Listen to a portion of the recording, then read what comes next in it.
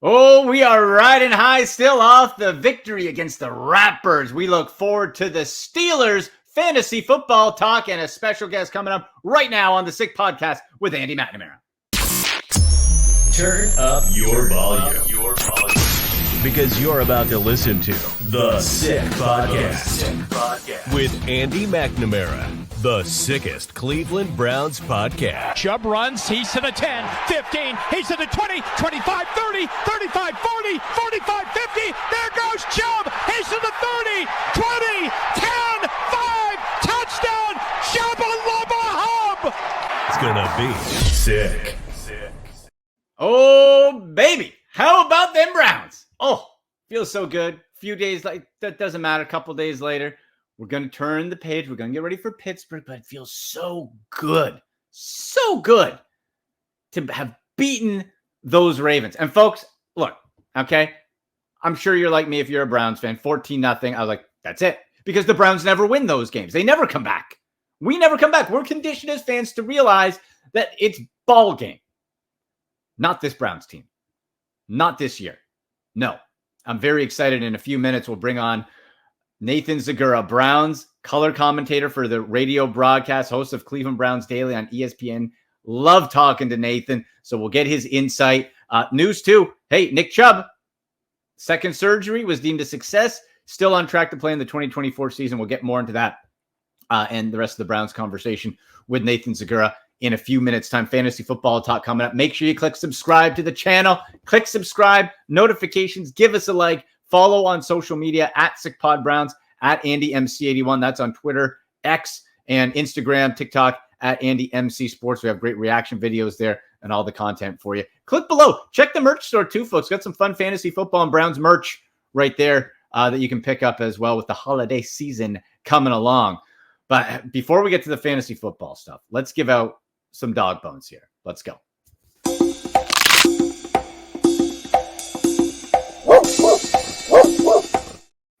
And there's not much to go in the doghouse. The doghouse is going to be pretty roomy, okay? But the dog bones, this team, Deshaun Watson, the defense, special teams, everybody had to overcome. Everybody had to overcome. We've been talking about the Browns needing the signature win, needing that win to mesh everybody together, to bond them together, to get that big. It's great shutting out the Arizona Cardinals. It's tremendous taking down lesser teams. But to win the division and to be taken seriously and be true contenders, you got to win those divisional games. You got the Bengals in the bag. You know you can take care of the Bengals. It's those stinking Ratbirds, the city that stole our team and our Super Bowls. It's that place, and it's Pittsburgh. You went into Baltimore. You're down 14-0, hostile with all those stupid purple shirts and jerseys all over the place. 14-0. First play off the helmet, intercept. You kidding me? Off the tip? Outrageous. But you settled down and you overcame. And how about Lamar Jackson? I thought this guy was supposed to be unstoppable. I thought this guy was supposed to be walking on water into wine, bread to multiply. No. Lamar Jackson, you got beat, brother. You got beat. Myles Garrett was in your face. Adarius Smith, that whole defense. How about Greg Newsome? First interception goes for a pick six. Mike Ford Jr. Cedric Tillman, the rookie, with the big block.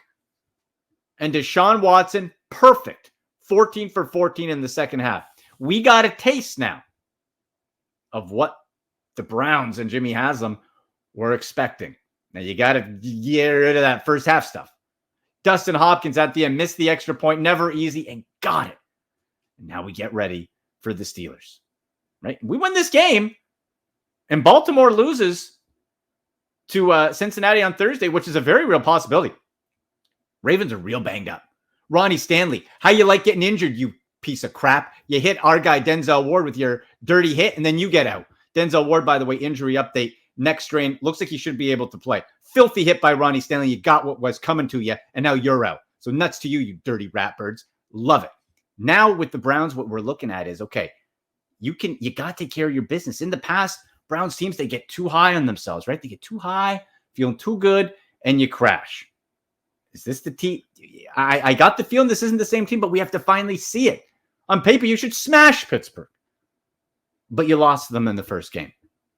How do you come back out of that? That's the question. So dog bones, I'm giving Deshaun Watson.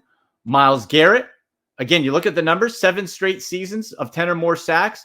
Everybody else on that list, except for Jared Allen's in the Hall of Fame. Likes of Reggie White. Myles Garrett's having a heck of a season, and that's a guy who gets it too. That's a guy who had that attitude switch. It's about team, not me. Not a me guy. So Myles Garrett gets what? Greg Newsome, obviously. Dustin Hopkins for overcoming. And the defense, too, going right over to Hopkins when he missed that extra point. Saying, okay, we got this. Don't worry. And he did. Doghouse. Kevin Stefanski was put in the doghouse in the first half, and then we took him out after not kicking it and going for a Hail Mary with PJ Walker. It was bizarre. But then Deshaun Watson came out and said, look, we were trying to score, get all those points back in one pass. You settled it down. You used the runs. Again, is that a maturity for Kevin Stefanski? Can he carry that forward? Tremendous play calling the rest of the day. So everybody overcame. So everyone's out of the doghouse. Everyone gets the dog bones. You have to keep that going. Jerome Ford. Kareem Hunt. This guy just keeps scoring touchdowns. Kareem Hunt, sensational. Dog bones all around. Phenomenal effort. You only held the lead for 40 seconds. I don't believe it. I was freaking out, as you could tell if you watch the reaction videos on Twitter at SickPodBrowns and on the YouTube channel there. Make sure you're subscribed. So tons of fun there. Lots more Browns talk with Nathan Zegura coming up in just a few minutes. But we got some fantasy football week 11 to take care of. Let's go under the wire.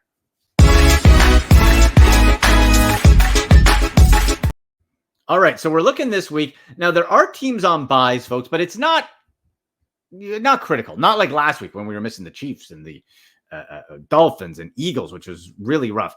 So they're all back, obviously.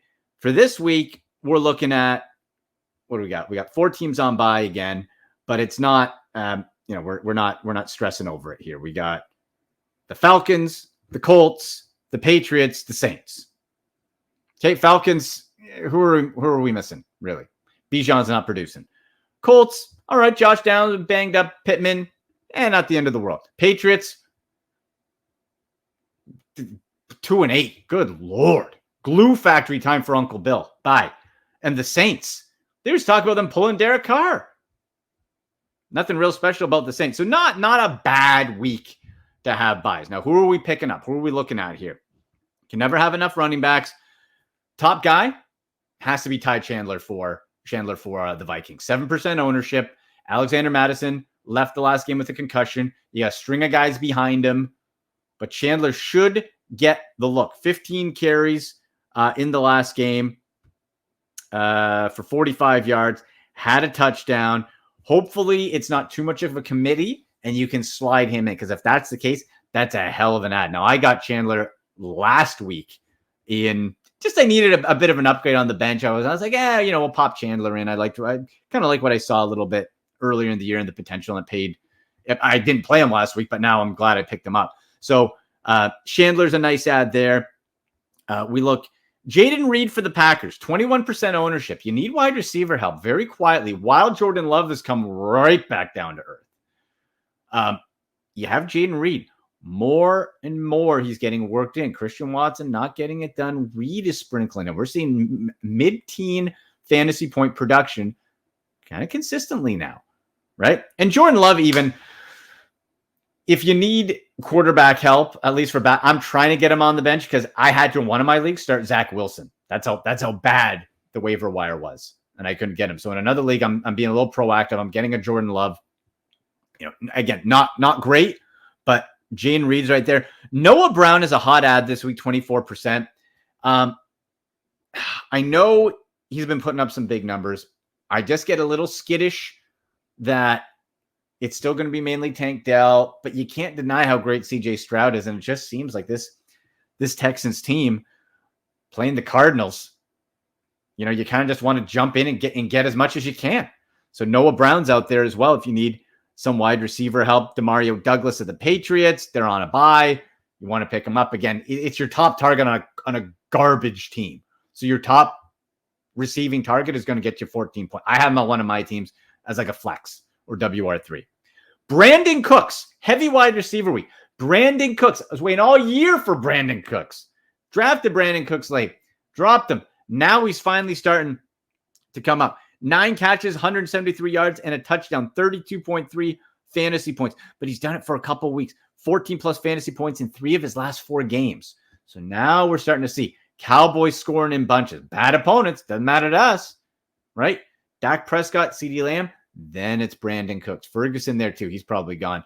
And top tight end, Trey McBride, it's over 50%. I think he's 53, 55% ownership. So maybe he's there, maybe he's not. Keaton Mitchell, I'd still fade on. I know he scored a touchdown against the Browns, but the touches just aren't there.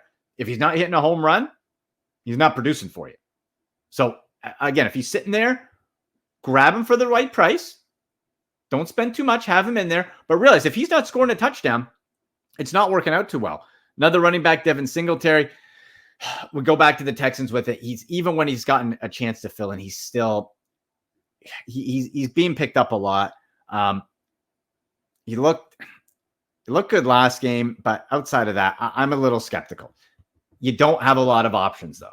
So if you don't get a Ty Chandler, Devin Singletary might be the best you have because the rest are just committee guys, right? That's it. That's all you're getting. So you look there, and of course, Josh Dobbs of the Vikings, just over 50%, 52%. But if you can get yourself some Josh Dobbs share, better team with Minnesota. We saw him start hot fantasy-wise, then trail off with the Cardinals. Better team around him. And if you need a fill-in, if you need, keep him away from the rest of your league anyway. Try to get him. Guy's producing. Good for him, too. So there you go. Those are some of the fantasy football targets there. You have any fantasy football question, folks? Hit us up. Comment section either on the show or on Twitter, X, at AndyMC81, at SickPodBrowns, Instagram and TikTok, at AndyMCSports. Use hashtag AskAndy. And now welcoming in, he is the color commentator for the Browns Radio Network. You hear him every game day, and the host of CBD, Cleveland Browns Daily, my guy, Nathan Zegura. Nathan, great to have you on the show, brother. How are you? Dude, I'm great. Great to be with you as well. And obviously coming off of an exciting Browns win over the Baltimore Ravens to get to 6-3. So things are good. And then we got the Steelers coming to town. So a big week again. We sure do, man. It is, it's sensational. I still feel good. I have my Victory Monday mug. I think I need one every day of the week now, Nathan. I'm feeling so good off of this. And I think you can only go Victory Monday. Victory Tuesday is okay, but on Wednesday, that's it. Turn the page. Now we're on to the Steelers. That's right. We got to flush it, get focused, and get going. We know the team is certainly focused. And, hey, some good news coming down earlier this afternoon. Nick Chubb, reports coming out from the team. The second surgery was successful, and it's just great to hear. What are you hearing about Nick Chubb? And then I guess the timeline is still in play for him to potentially be on the field next season, right? Yeah, that's what they said at the end of that release, that everything is on track for him to be able to return in the 2024 season. They don't say when in the 2024 season, and that'll be how his rehab goes. But knowing Nick Chubb, he'll probably do things that nobody's ever done before.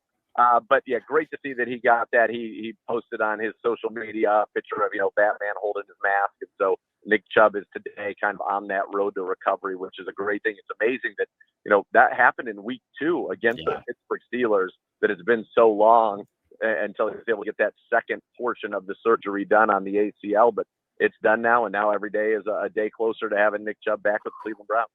Absolutely love it. And really, Nathan, what's been remarkable for this Browns team has been the success of the running game by committee to a certain degree, right? Jerome Ford went for over 100 yards against Baltimore. Kareem Hunt has been a touchdown machine, no quit. And then even when you sprinkle in a little Pierre Strong here and there with Deshaun Watson's I think, Nathan, I don't think we can overstate how impressive the offensive line was in that win over Baltimore with 2 new tackles. That was sensational. Yeah, J-Ron Christian did a great job at left tackle, James Hudson at right tackle. But you're exactly right. And this kind of 3-headed monster, although we didn't see Pierre Strong in this last one, Jerome Ford leads the team in rushing. He's got a couple 100-yard games. Kareem has scored in 5 straight, and he's kind of the short yardage physical back, and he's been phenomenal in that role. 6 total touchdowns this season on the ground. And then Pierre Strong actually leads the 3 of them in yards per carry. So they all kind of have different skill sets. Ford played, I think, the best game of his young career against the Baltimore Ravens when we needed it. And you mentioned that line. I don't think any play kind of symbolizes what this football team is all about more than the 12-yard run by Jerome Ford, where he was pushed by his teammates for 7 yards kind of in that rugby mall, and it was awesome to watch. It was so great. And I love Jerome Ford's comments after. He was like, I just kept moving. I'm like, what's happening here? What's going on? He looks up and he's like, oh, okay. He was caught up in the wave of all the Browns. And I mean, you even had Elijah Moore was in there turning his legs. That was great. Receivers. It was everybody. It was awesome. It was funny. Elijah Moore at the back looked like, compared to the lineman, a little kid just like trying to help and pushing, and it helped. And how about we talk about the push? Every little bit helped. How about David Njoku and Nathan? Along with Myles Garrett, and not that it was ever a bad attitude per se, but just an attitude switch to the extra positive. The way this guy is honed in, and it's incredible to think that he started here 2017 at 20 years old. He's only 27, and he is just on a different level here. That push when he was dragging guys, I just thought that was kind of that mindset on this team. It's like, you know what? We're not losing today. And this might be a attitude switch for the rest of this season. I thought it was remarkable. Yeah, I thought it has a chance to be a season-defining win. It's certainly a galvanizing win because you didn't play your best football. You had plenty of sloppiness and kind of gave them 14 points. And yet you were the more physical team, and you took it to the Baltimore Ravens on their home field, erasing a 14-point deficit late in the fourth quarter to get the win. And you can't say enough good things about what the Browns were able to accomplish in this one. But David Njoku, he leads the NFL now in yards after yak per reception. So yards after the catch per reception. He's averaging about 9 yards after the catch every time he catches the ball. Tackles. He put Geno Stone in a baby Bjorn and put him on his chest and ran with him for 14 yards. It was incredible to see, and he's been doing that all year. And the Chief has been sensational. And you're right, we've seen him kind of grow up, right before our eyes and evolve as a man and as a football player. And he's a huge asset to the Cleveland Browns. One of my favorite guys, and his toughness is beyond reproach. The fact that he played that game against the Ravens last time, right after that incident with his fire pit. I mean, it's unfathomable to me that he played a football game that game. And not only did he play it, he led the team in receiving. And then to go out and have this type of performance, bouncing back from an early drop, you know he would not be denied. And David Njoku made some monstrous plays for the Cleveland Browns in that one. And it's a big reason why the Browns came out on top. Well, it's a motivator to everybody else. It's like, look how badly this guy wants to succeed. Look how badly he wants to play on.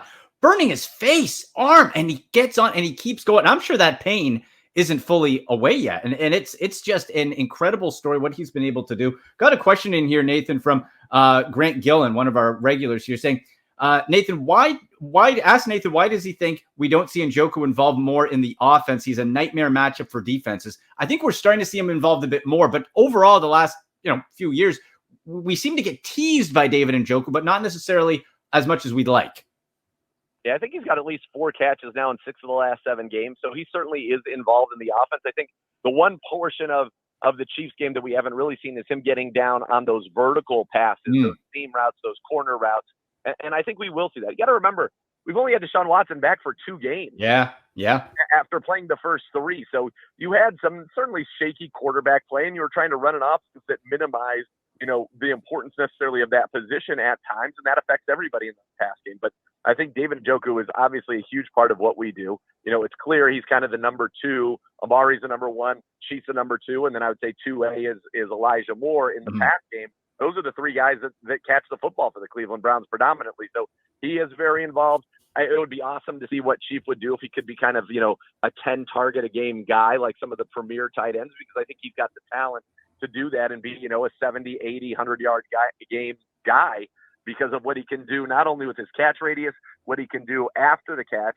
And then the truth is he's such an elite blocker that he's a big part of what we do as a blocker. And so some of those other tight ends that get all those looks are basically just wide receivers that they call tight ends. David Njoku is a complete tight end with his blocking and his pass catching. And again, something he's grown into, still just 27 years old. And you speak of blocking and physicality. And Nathan, one of the favorite plays of the game wasn't even a reception. It was Cedric Tillman, brother. Holy cow. Like, put him in a WWE ring. That was just a power pounce. I was just jumping out of the chair watching that. Like, that again is a guy, a rookie looking to contribute and just stepped up. It's like, hey, you know what?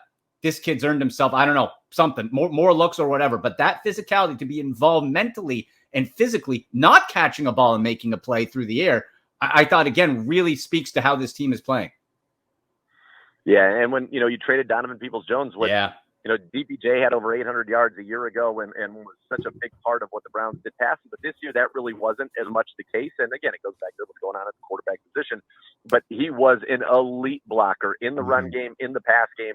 And so Cedric Tillman was asked to fill those shoes. And it reminds me of DPJ's first game. His first ever play was against the Dallas Cowboys in Week 4 of 2020.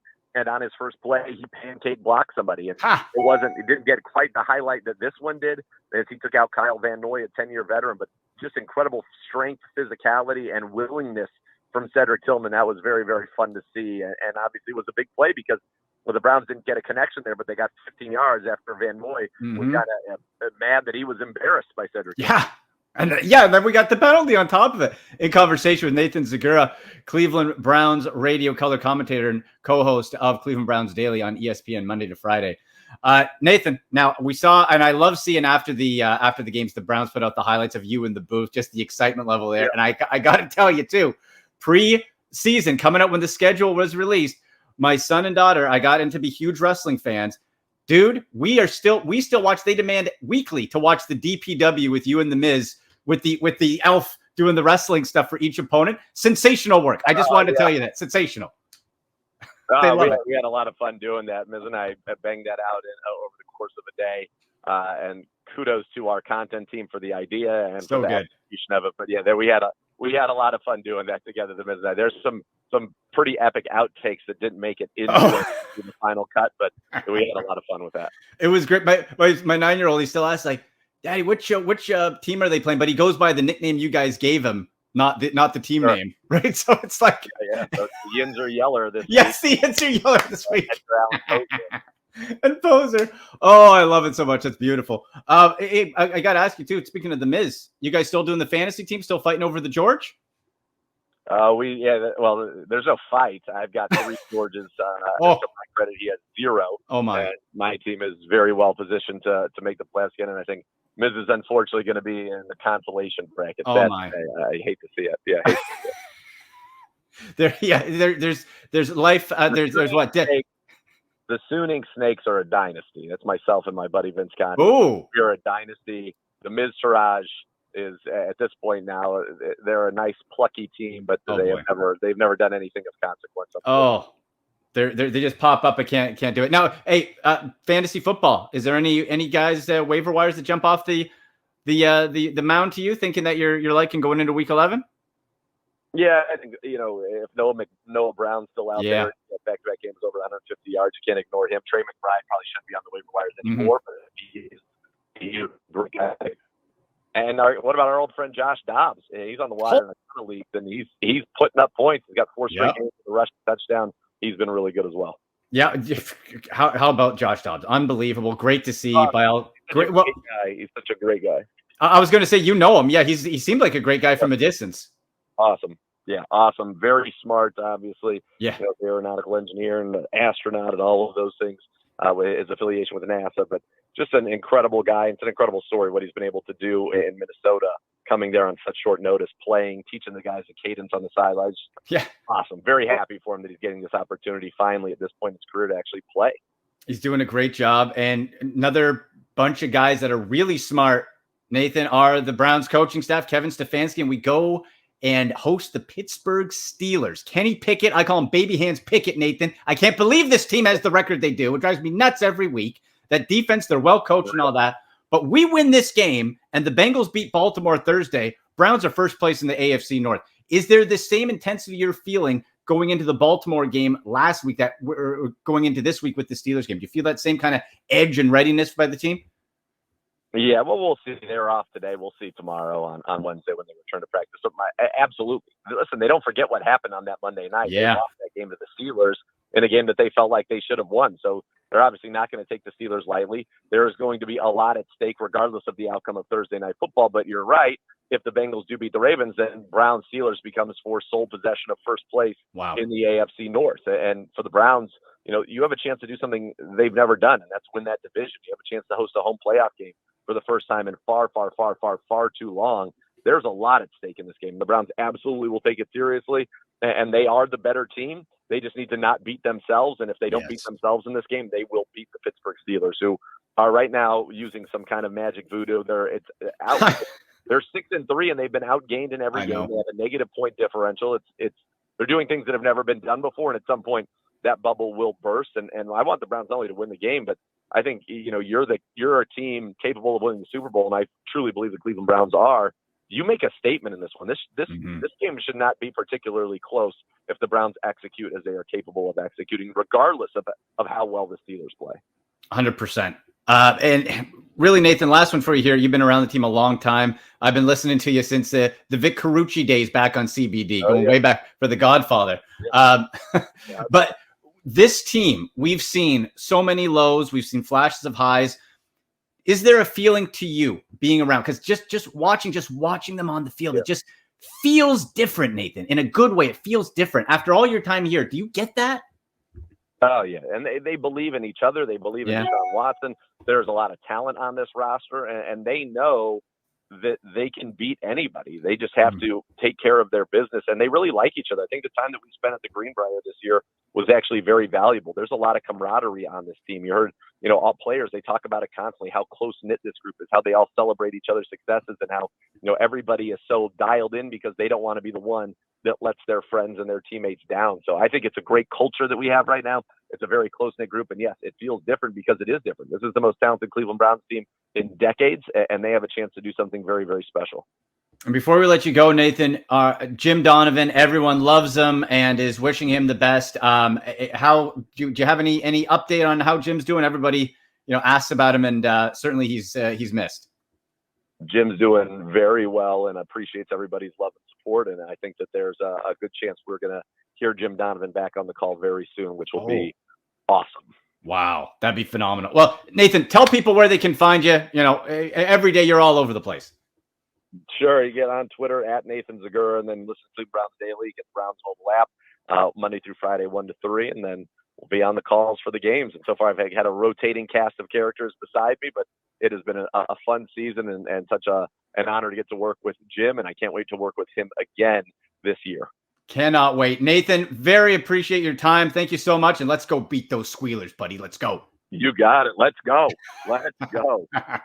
All right. Thank you very much. There he is, the great Nathan Zegura, Cleveland Browns Daily. All right, folks, that'll do it. What a fun chat with Nathan there. We'll be back Sunday morning live, 10 a.m. Eastern.